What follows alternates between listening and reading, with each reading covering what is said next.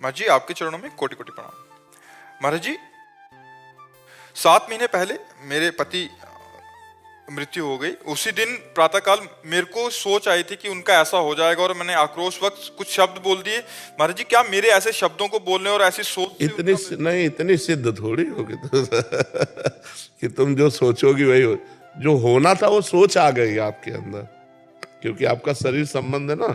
कभी कभी हम सोचते हैं और घटना घट जाती, तो जो घटना घटनी होती वो सोच आ जाती। ऐसा नहीं कि आपने सोचा वो घटना घट गई, वो घटना घटनी थी इसलिए हमारी ऐसी सोच आ गई।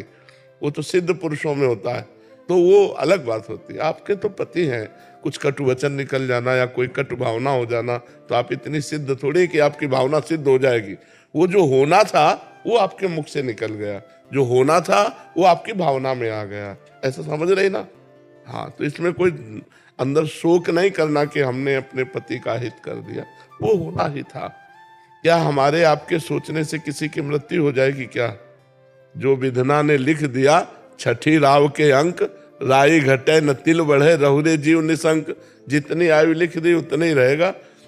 आप खूब रो रो के मनाइए कि आप कभी ना मरिए, तो क्या बच जाएगा क्या? जिस समय मरना है उसी समय उसे मरना है। महाराज जी ये क्या मेरे किसी पूर्व जन्म या इस जन्म के कर्मों का भोग है तो मैं भोग रही हूँ? नहीं, मतलब ऐसा हो गया, पतिदेव चले गए और विधव्य जीवन, तो ये पूर्व का ही महाराज जी फलस्वरूप है। हमारे द्वारा कोई पूर्व में ऐसा पाप हुआ जिसका फल हमें वैधव्य मिला। हमारा पति, हमारा सुहाग हमसे दूर हो गया। अब हम गलती न करें, अब हम सावधान हो जाएं, तभी हमारा काम बनेगा। अब नाम जप करें, ब्रह्मचर्य से रहे, तो भगवान की कृपा से हमारा अगला जन्म ठीक हो जाएगा।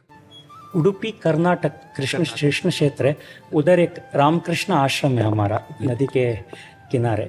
महाराज जी हमारे आध्यात्मिक मार्गदर्शन करते हैं, सब ब्रह्मचार्य, बाकी काफ़ी सारे हमारे वानप्रस्थ भी है इसमें, और थोड़े बहुत हमारे भक्त, बहुत सब साधक है ब्रजमंडल का। बहुत आपका वचन से बहुत, सबसे यही प्रार्थना है हमारी। साधना का मूल स्वरूप है संसार और शरीर के राग का नाश हो जाना।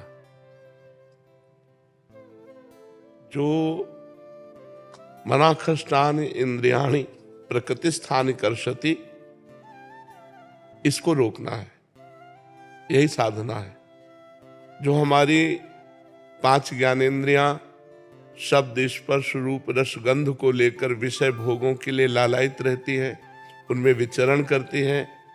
देह भाव से युक्त होकर हम कर्ता भोक्ता भाव में युक्त हैं, इसी का नाश करना है। इसका सहज नाश का उपाय है जो गुरु ने नाम दिया है, मंत्र दिया है, उसको अव्याव्रत, मतलब निरंतर मंत्राकार वृत्ति हो, भगवदाकार वृत्ति हो, तो संसार का चिंतन, संसार का राग स्वतः ही नष्ट हो जाता है। जैसे एक एक कवल खाने पर तुष्टि पुष्टि क्षुधा निवृत्ति होती है, ऐसे ही एक एक मंत्र, एक एक नाम जब ध्यान पूर्वक जपा जाता है, तो संसार से वैराग्य, अपने स्वरूप का बोध और गुरुदेव के चरणों में प्रीति, इष्ट देव के चरणों में प्रीति, ये तीनों एक साथ प्राप्त होते हैं। जैसे तुष्टि पुष्टि क्षुधा निवृत्ति, ऐसे संसार से वैराग्य, स्वरूप का बोध और भगवान से प्रेम, तीनों एक साथ प्राप्त होते हैं। हमें पवित्र आचरण करते हुए गुरु आज्ञा में अपने जीवन को समर्पित कर देना है, और जो गुरु जी ने नाम मंत्र दिया है उसे सतत, जितना तन्मया स्थिति, जितने मिनट धारण करोगे उतने जीवन धन्य है। और संसार के जितने शुभ कर्म हैं, ये सब भगवत प्राप्ति कराने में समर्थ नहीं है। ये यहां से लेकर के बहुत तक ब्रह्मलोक तक ले जा सकते हैं, लेकिन आ ब्रह्म पर्यंतम सर्वम मायामयम जगत, आबम ब्रह्मा से लेकर के यहां तक सब मायामय है। तो हमारा कार्य है माया मुक्त होना। भगवान ने कहा आ ब्रह्म भुवनान लोकान पुनरावर्तिनो अर्जुन, ये बार बार आने जाने, अब आने जाने वाला काम नहीं करना। अगर हम फिर आए तो कर्म बंधन मुक्त होकर आए और अपने भगवान का यश विस्तार करें, जगत मंगल करें, तो आए। नहीं कर्म बंधन में जड़ जीव की तरह अब हमें बंध के नहीं आना। इसलिए निरंतर नाम जप, निरंतर ईश्वर का चिंतन, तन्मयाहा। भगवान रामकृष्ण परमहंस जी हर समय माँ से बात करना, माँ में ही पूरी तन्मयता। वही कृष्ण है, वही काली है, इतना अंतर नहीं है। जो काली है वही कृष्ण है, जो कृष्ण है वही काली है। एक परम तत्व है, तत्व दो चार नहीं होते, अनंत रूप उसके होते हैं, अनंत लीला विभाग उसके होते हैं, अनंत उपासनाएं होती, लेकिन तत्व एक ही होता है। तो हर समय हम तत्व चिंतन वाले बने, भगवत चिंतन परायण बने, संसार के राग का त्याग करके इसी जन्म में भगवत साक्षात्कार करें, तो हमारा जीवन धन्य हो जाएगा। सुमिता वर्मा जी, यशोदा नगर से। महाराज जी, आपके चरणों में कोटि कोटि प्रणाम। महाराज जी, ईश्वर प्रत्यक्षानुभूति एवं साक्षात्कार का विषय है। महाराज जी, कथा एवं प्रवचन का नहीं है, इसका क्या तात्पर्य है? कौन कहता है? इतने 18 पुराण है, 4 वेद हैं, स्मृतियां हैं, शास्त्र हैं। अगर वो प्रवचन का विषय नहीं है तो प्रवचन होता क्यों है? अरे वो वाणी का भी विषय, वो वाणी से भी अतीत है, वो सबसे परे, वो सब में भरे है, वो सब रूपों में वो सबसे परे भी है। परमात्मा को ऐसे कैसे कह सकते हो कि वो ऐसा नहीं है? वो वाणी का विषय नहीं। तो जितने संत महात्मा गान करते हैं, भगवान श्री कृष्ण द्वैपायन व्यास देव जी ने 18 पुराण गान किए, 4 वेदों के द्वारा उनका गान किया, तो असत है क्या ये भी तो सत है ना। पर वो नेति नेति है, गान करते हुए भी वो कहते नेति नेति, इसका पार नहीं पा जा सकता। असित गिरि समम स्यात् कज्जलम सिंधु पात्रे शुरतर वरुशाखा लेखनी पत्र मूर्वी लिखत यदि ग्रहीत्वा शारदा सर्वकालम तदपि तो गुणानाम निष्पारम नयाति। हे ईश्वर, हे परमात्मा, हे भगवान, स्वयं सरस्वती जी समस्त वृक्षों को लेखनी बना ले, समुद्र को स्याही बना ले, और पर्वतों सहित पृथ्वी को कागज बना ले, और निरंतर लिखे, तो भी आपकी महिमा का पार नहीं पा सकते हैं। जो गाई जा रही है वो उन्हीं की महिमा है। इसी गायन और श्रवण से तो आप आए हो, इसी गायन और श्रवण से तो आपका कल्याण हो रहा है कि नहीं हो रहा? ये छोड़िए, ऐसे चलिए, ऐसा भजन कीजिए। तो असत होता तो तुम्हारा परिवर्तन कैसे होता? असत होता तो हम लोगों का मंगल कैसे हो जाता? असत होता तो आप दर्शन करने किसके आए हो? अगर वो वाणी का विषय नहीं है तो वाणी से जितने महात्माओं ने गान किया सब झूठा है क्या? क्यों? बोलो ना।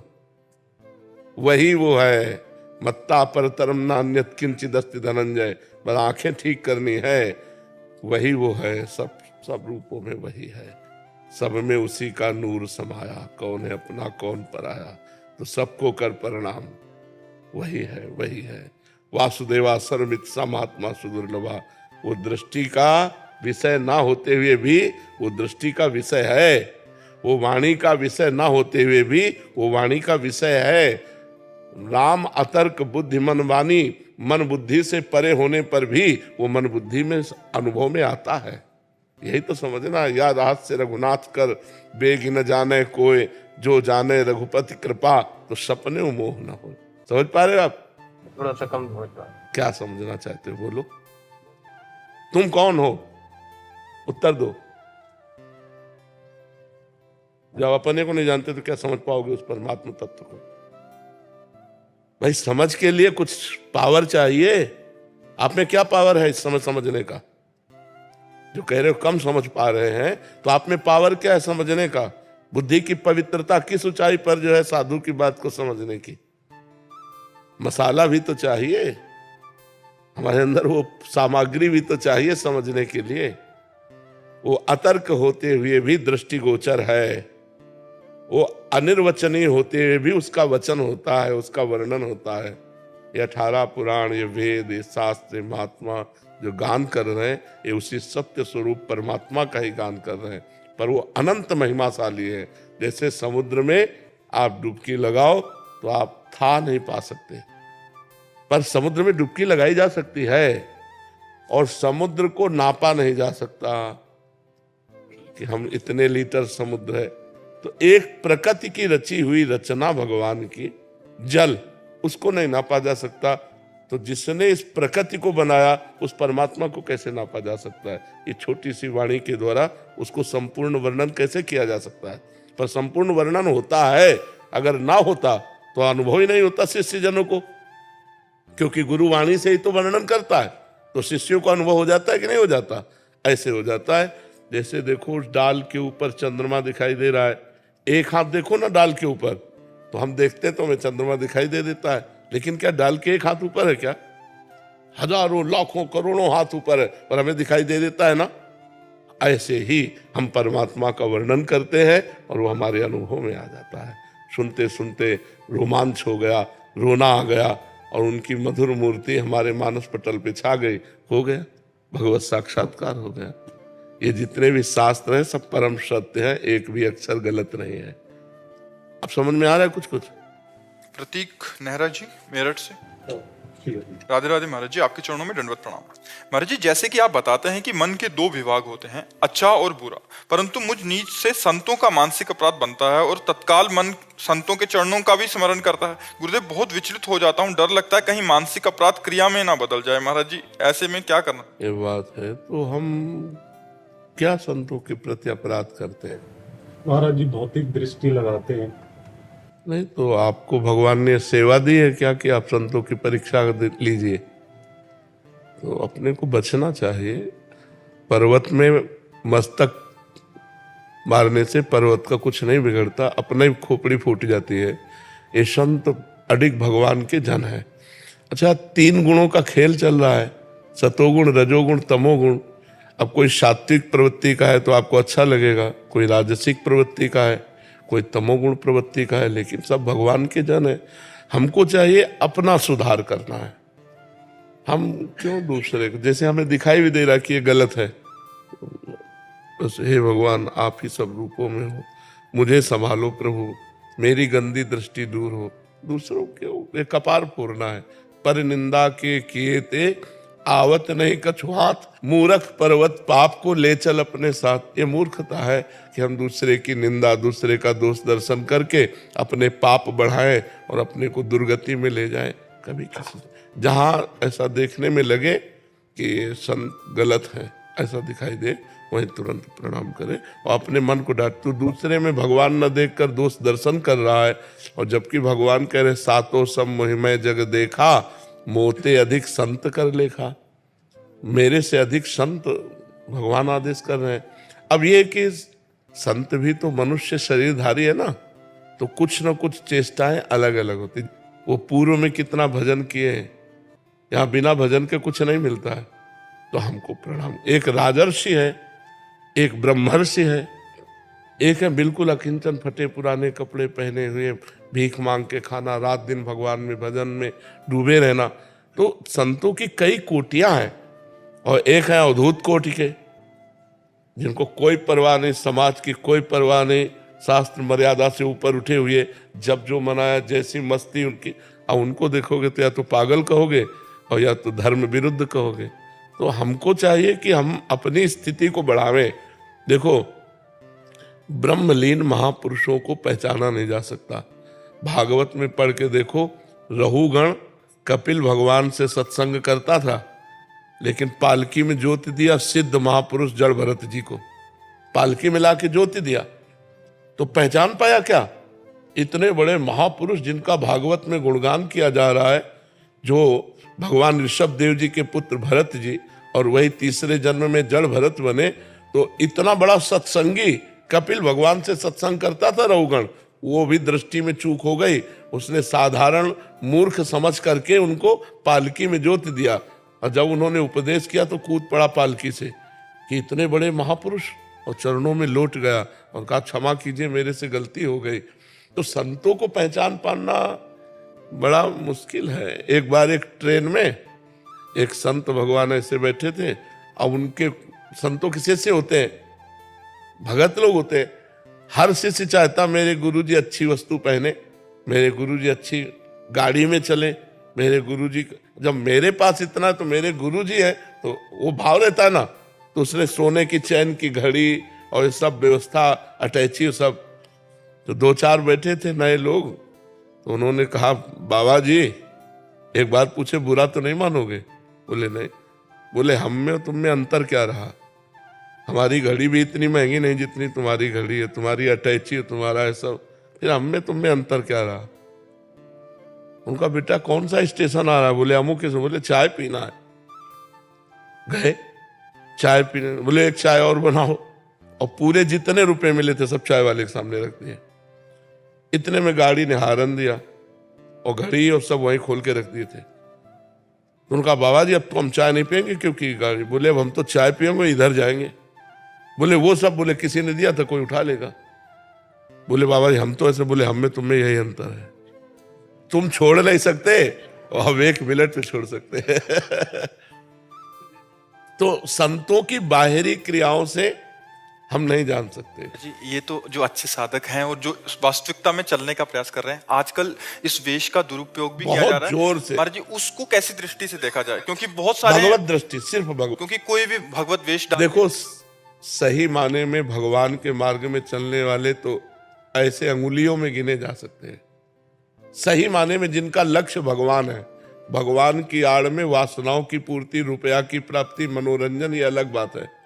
लेकिन वास्तविक जिनका लक्ष्य भगवान है, ऐसे अंगुलियों में गिने चाहे। जो कहो हरिवंश रस बिरलो समझनहार, एक दोई जो पाइए खोजी सब संसार। एक दोई लिखा है, 100-200 नहीं लिखा। एक दोई जो पाइए खोजी सब संसार। तो अब हम 1-2 कहाँ खोजे? हमें तो सब में सिय राम में सब जग जानी, करो प्रणाम जोरी जुग पार। सब में भगवान विराजमान है, ये भाव रखकर हमको अपने को बचाना है। गुरुदेव हम कैसे पहचान पाएंगे अच्छे साधु और साधुओं के? हमें क्या पहचान होगी? हम तो सामान्य है, संत को कैसे पहचान पाएंगे कि ये संत कैसे है, क्या है? तो क्या सब कोई असली और नकली हीरे की पहचान जानता है क्या?